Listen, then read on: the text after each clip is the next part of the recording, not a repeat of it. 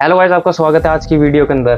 तो गाइस, आप में से बहुत सारे लोगों ने थंबनेल के अंदर देख ही लिया होगा कि हम किसके ऊपर वीडियो बनाने जा रहे हैं। आप में से बहुत सारे लोगों को पता होगा कि मैं कॉकरोच जनता पार्टी की बात कर रहा हूँ, लेकिन इसका जन्म कैसे हुआ और इसके अंदर कौन कौन लोग जुड़े हुए थे, किस बात पे हुआ, आज मैं आपको ये सारी बातें बताने जा रहा हूँ। तो गाइस, 12 मई की बात है। उस टाइम पर रितेश नाम का लड़का, जो कि राजस्थान के कोटा के अंदर पढ़ रहा होता है और नीट का रिजल्ट आया होता है, तो वो क्या होता है, अपनी पीजी के अंदर सुसाइड कर लेता है। अब रितेश सुसाइड क्यों करता है, इसका एक बहुत बड़ा रीजन है।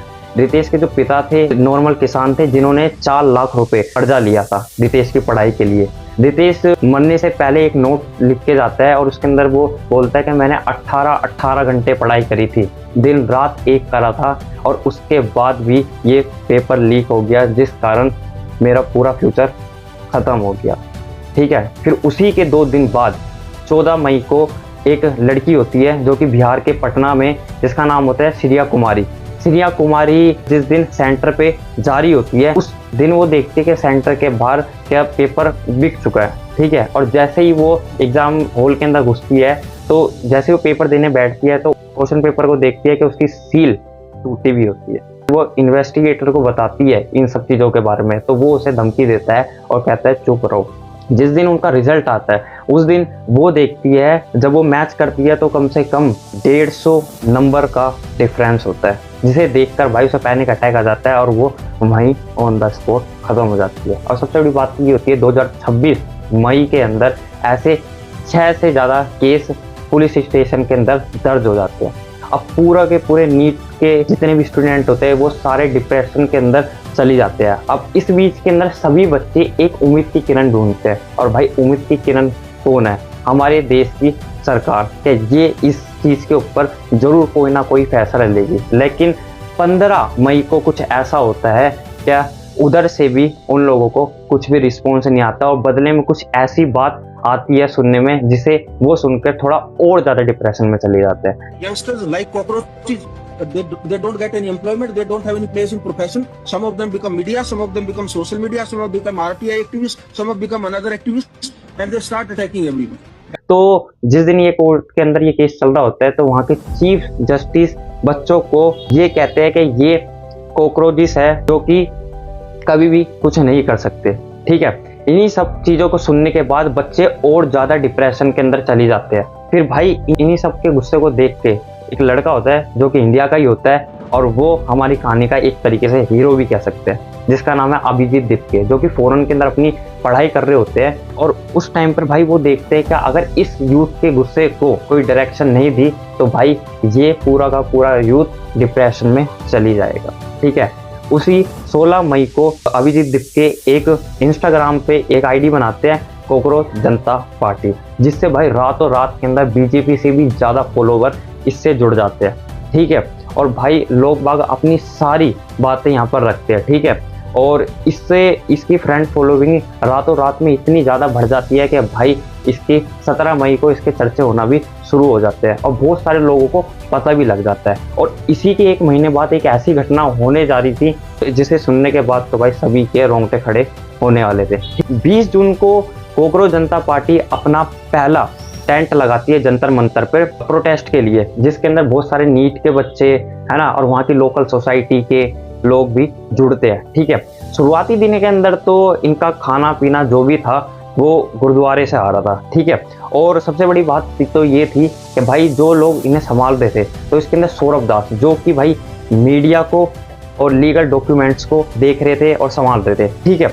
फिर उसके बाद आ जाती है आफरीन और रतन सिंह, जो कि भाई प्रोटेस्ट के अंदर लड़कियों की सेफ्टी का ध्यान रख रहे थे और मेडिकल काउंटरों का ध्यान रख रहे थे। ठीक है। फिर इसके बाद आता है आशुतोष। ठीक है। आशुतोष भाई लाइव और ऑनलाइन सिस्टम को देख रहे थे, ताकि किसी के पास भी किसी भी तरीके से सस्पेंस ना बने और वो डायरेक्ट उन सब चीज़ों को देख सके। ठीक है। इसी बीच के अंदर हमें जिन लोगों की सबसे ज़्यादा ज़रूरत थी, उन लोगों ने भी साथ नहीं दिया। वो थी हमारी मीडिया। हमारी मीडिया को कम से कम वहाँ पर आकर और वहाँ की स्थिति दिखानी ही चाहिए थी, लेकिन उन्होंने इन सब चीज़ों को इग्नोर मारा, जो कि बहुत बड़ी बात होती है, क्योंकि ये मुद्दा कोई जाति धर्म इन सब चीज़ पे नहीं था, ये पेपर पे था। ठीक है। और मीडिया इन सब चीज़ के बारे में बोलना बिल्कुल भी पसंद नहीं कर रही थी। ठीक है। इसी बीच के अंदर हमारे यूट्यूब क्रिएटर बहुत सारे जुड़ते हैं और भाई ये लोगों को बिना कोई सस्पेंस से पूरी असलियत दिखाते हैं, और जब ये दिखाते हैं ना तो भाई लाखों लोग इनसे जुड़ते हैं। इसी बीच के अंदर हमारे एक ऐसे महान व्यक्ति की एंट्री होती है जिससे भाई बाद में जाके उन्हें जब उठा लिया जाता है तब तो भाई बहुत ज़्यादा ही बवाल हो जाता है। तो वो थे हमारे सोनम वांगचुक जी।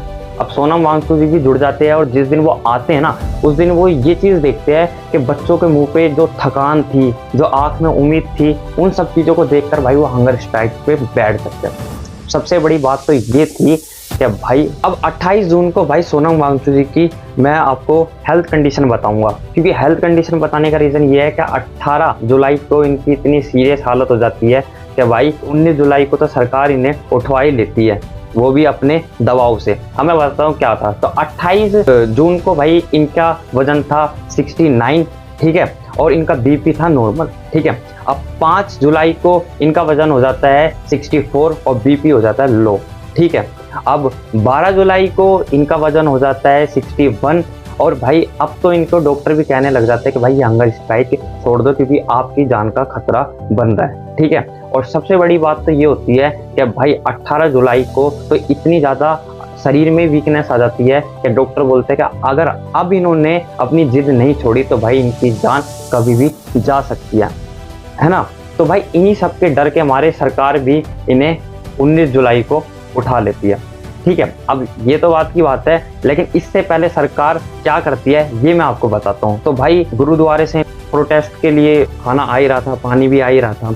अब इसके अंदर हमारे पुलिस वालों की भूमिका क्या रहती है। तो भाई जो जंतर मंतर के रोड पे जो टॉयलेट, सरकारी टॉयलेट होते हैं, जो मोबाइल्स होते हैं, उन्हीं सबको भाई 12 जुलाई को तोड़वा दिया जाता है ताकि ये लोग परेशान हो और यहाँ से चली जाए, ठीक है। फिर दूसरी बात ये कि भाई जो लोग जंतर मंतर पे पानी पहुँचा रहे थे प्रोटेस्टर के लिए, उन लोगों का भाई चालान काटना शुरू कर देते हैं पुलिस वाले, ठीक है। इन सब से भी पेट नहीं भरता तो भाई 15 जुलाई को तो उन्होंने हद ही पार कर दी थी। मतलब कि उस टाइम पर भाई पुलिस वाले और गुंडों के अंदर मेरे हिसाब से तो शायद कोई फर्क नहीं था। अब ये क्यों नहीं था मैं बताता हूँ आपको क्यों।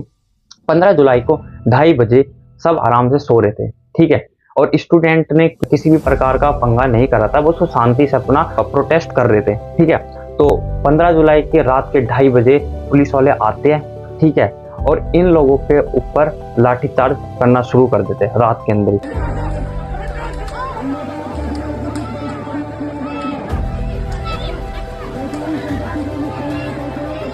इनके मेगाफोन्स, इनके बैनर छीन लिए जाते हैं, ठीक है। और उसके बाद भाई इनसे कुछ ऐसी ऐसी चीज़ें बोली जाती है, गाली भी दी जाती है, ठीक है, ताकि ये अंदर से टूट जाए, ठीक है। फिर क्या होता है भाई 16 जुलाई को तो भाई इन्होंने अति पार कर देते हैं। मतलब भाई जो एक लिमिट होती है ना वो भी भाई ये भूल जाते हैं कि हम पुलिस वाले या गुंडे। तो भाई ये क्या करते हैं 16 जुलाई को उधर ही जाते हैं जंतर मंतर पे और 35 लड़कियों को बिना किसी सबूत के या बिना कोई गलती के इन लड़कियों को उठा लेते हैं वहाँ से, ठीक है। और उठाने के बाद सबसे बड़ी बात तो ये होती है कि भाई वहाँ पर कोई फीमेल पुलिस भी नहीं थी, ठीक है, बल्कि मेल पुलिस आए और इन्हें वैन के अंदर भरा और चलो भाई, और इन्हें जेल में डाल देते हैं। और सबसे बड़ी बात तो ये है कि भाई इनके फ़ोन वोन सब छीन लेते हैं, सब जब्त कर लेते हैं ताकि ये अपने घर तक बात को ना पहुँचा पाए, ठीक है, इस बात को। और इन्हें पूरी रात भाई भूखा भी रखा जाता है। वहीं पर एक वैष्णवी कौर नाम की लड़की होती है, वो बताती है कि रात के टाइम पे पुलिस वालों ने हमें इतनी गंदी गंदी बातें बोली जिसे कोई सुन ले तो भाई उसके कान फट जाए, इतनी गंदी गंदी चीज़ें बोली। और सबसे बड़ी बात तो ये थी कि वो बताती है उसी रात को हमारे कपड़े खींचे जाते हैं, है ना, हमें धक्का दिया जाता है पुलिस वालों के द्वारा, ठीक है, और कुछ लड़कियों को तो इंजरी भी हो जाती है उसी रात के अंदर, ठीक है।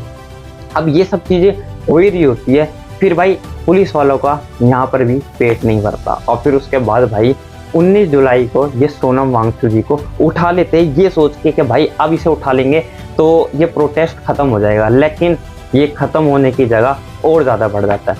अब क्या होता है, ये 19 जुलाई को उधर जाते हैं, ठीक है, और फोर्सफुल्ली सोनम वांगचुक जी को उठाकर ले जाते हैं ये कहकर कि भाई हमें इनकी हेल्थ की हमें चिंता है, इसलिए हम इन्हें लेके जा रहे हैं। ये स्टेटमेंट पुलिस वालों ने दिया जब लेकर चली गए थे, ठीक है।